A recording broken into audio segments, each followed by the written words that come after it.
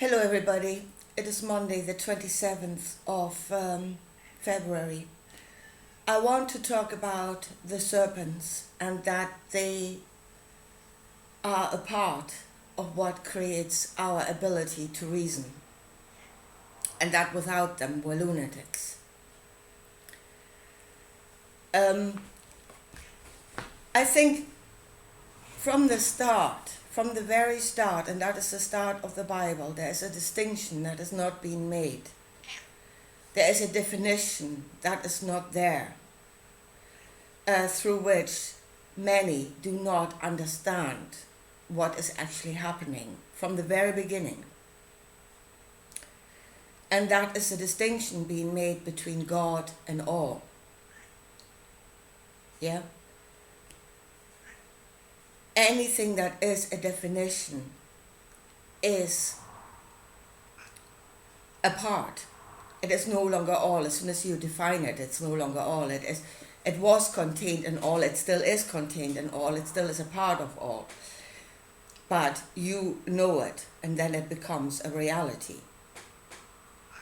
It doesn't mean you take it out of the all and it suddenly has a life of its own. It is still part of everything else. But that is the distinction we have to make. I've been listening to Jordan Peterson, and he's got this round table of people that are discussing these things, and all the time, it is the will of God this, and it is the will of God that, and God is this, and just using that word God, yeah? And, I left a comment and said, how do you define God? Because if you have no definition for that word, then what the hell are you talking about? What is that wants this and that? And how do you know it wants this and that when you don't even know what it is? So we don't have definitions by which we know what it is we're talking about. And that is really the problem from the beginning. And from the beginning, I would say God was defined as all, or defined himself as all, which might have been the problem from the start, because God is not all. They are two different things. If God can be known, then he is not all. All cannot be known. So that's for starters. That's the wrong thing right from the beginning. But if you come into the Bible where God says, I am the only one, if you look at him, you can define him. You absolutely can define him. It's right in front of you. You only need to see it. But God is defined as the will to have dominion over everything. He wants to subdue life. He wants to rule over it. That is God, the God of the Bible, of the Old Testament at the start.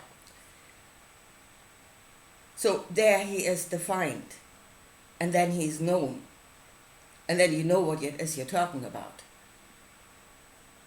if you see it. This will to have dominion, to subdue life, to rule over it, is a part of everything else. It is not all. It is necessary at times, and it serves us at times, but it cannot become all, which is what is happening with many at the moment. That desire has become all. They've become the fullness of that Godhead. Yeah, I was a part, and now I've become all. The same, and the same was Jesus, with a different part. The desire to save, the desire to heal, it became all. Yeah, it said, through Jesus, it said, I was a part and I became all. Well, they were created parts, and that is what they should be. They should be what they were created to be, parts. And they are not to be worshipped, but they are a knowledge of yourself through which you can create your life. Now, I wanted to talk about the serpents that are part of our reasoning, and really the danger that I see us going into. On a materialistic level, it's bad enough. But if we actually if we're driven into this knowledge of how to pray, how to receive of the all on a spiritual level, and that is creating miracles, which I absolutely believe is possible. But if we do not understand what it is we're doing, we will become infinitely more destructive than what we are already. So, and it is at the moment of prayer, yes, that is the moment where the woman steps on the serpent's head and says, no more doubt, no more fear. I'm standing in certainty. I am asking. And at that moment, that is where you should know. You should know that you will receive. But you should also know that you will create an outcome when you do that. So this moment of prayer is a very small prayer, a very small moment where you stand in certainty. But there is a long way there should be a long way of reasoning leading up to that. And it is on the way to that moment, that the serpents are your servants. That they become a part of reasoning.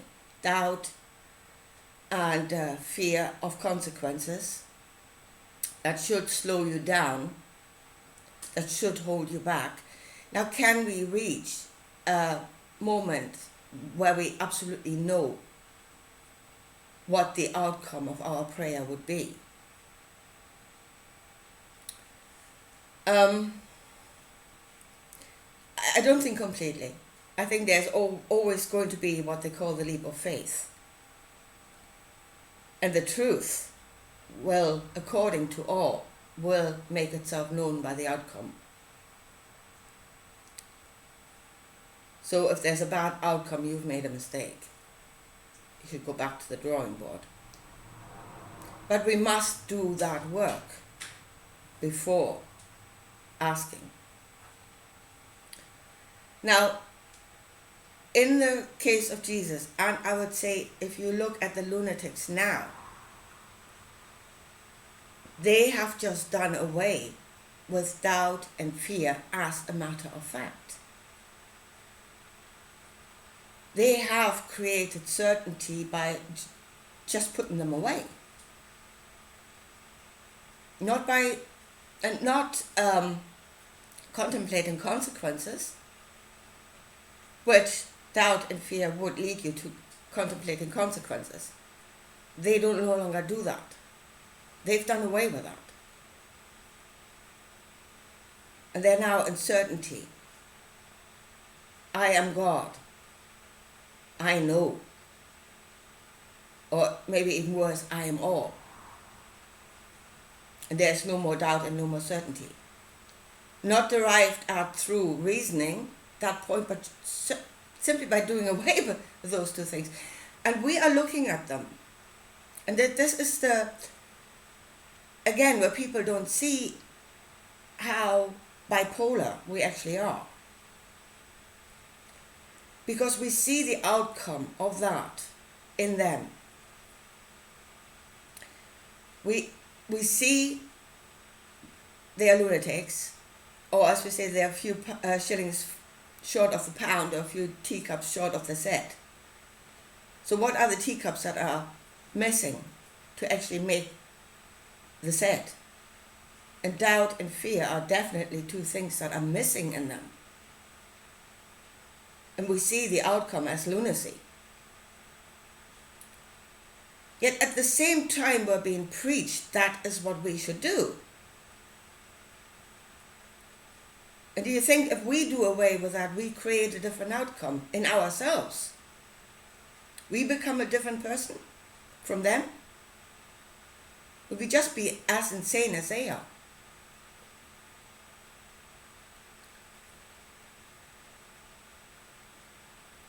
As I said, the problem I'm seeing at the moment is that there are people looking deeply into the workings of prayer, which is another dimension to this matrix. There's another way of creating realities that is not materialistic.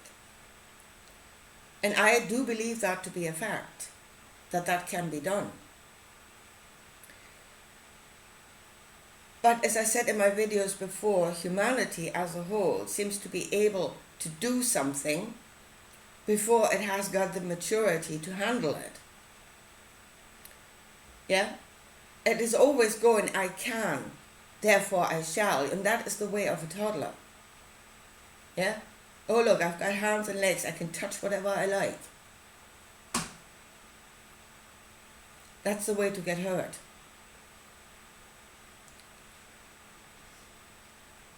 So we must be mature enough to know that there's a lot of work that we should do before we even enter into that state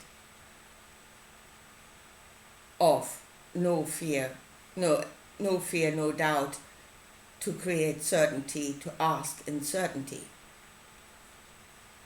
Boldly go before the throne of glory, which is the all,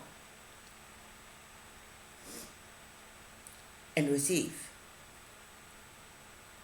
So I think we should create certainty in that we should know that we will receive. That must be a certainty in us for this to even work. It needs to be a reality. It needs to be something we know. But we also need to know the works that we need to do before we get there. And it's not I can, therefore I shall. Or I do away with fear and I do away with doubt and then I'm God because there's nothing standing in my way. God is only a part of everything else. And what he does has consequences on everything else. And no, he has not got the right. No part has got the right to impose its will on everything else. Yeah, do or die. But my will shall be done. No part has got the right to do that. And we must, through reasoning, avoid becoming that. Anyway, I think I'll leave it at that for today. And I talk to you again soon. Bye.